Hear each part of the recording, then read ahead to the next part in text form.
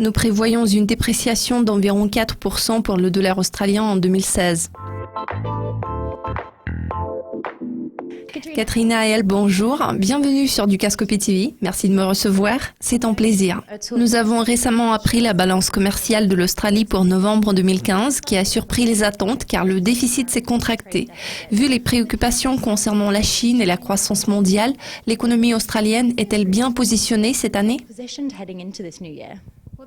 Sans aucun doute, le commerce extérieur de l'Australie reste faible, ce qui est vraiment imputable à la Chine. Les données commerciales de novembre ont montré une bonne performance des exportations du minerai de fer, malgré une détérioration en termes de valeur que nous avons observée en novembre. C'est très inquiétant.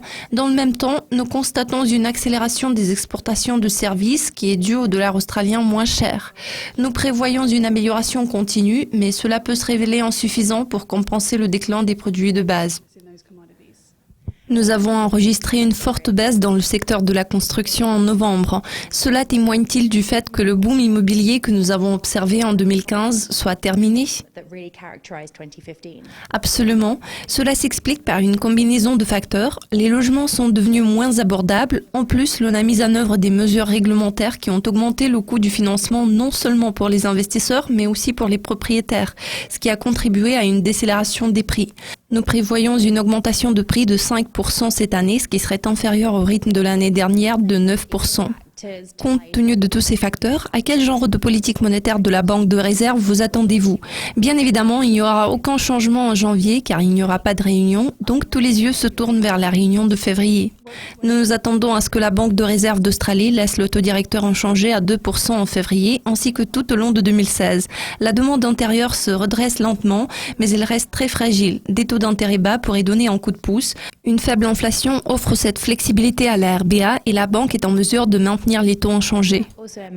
Dans cette optique, la Banque de réserve d'Australie n'a pas de taux de change préférentiel pour le dollar australien qui a déjà enregistré une série de baisses au début de cette nouvelle année. Quelles sont vos prévisions à l'égard de la performance de la monnaie locale en 2016 ? Nous nous attendons à une dévaluation du dollar australien d'environ 4% contre le billet vert en 2016. Cela va ramener le dollar australien à environ 68 centimes du dollar américain. Les facteurs clés seront le ralentissement dans le secteur minier et de nouveaux relèvements des taux par la Fed. Katrina, merci beaucoup de vos commentaires. Merci. Comme toujours, nous remercions Katrina Ael de Moody's Analytics pour sa participation. Je suis Nathalie McDonald, vous regardez Dukascopy TV. À la prochaine.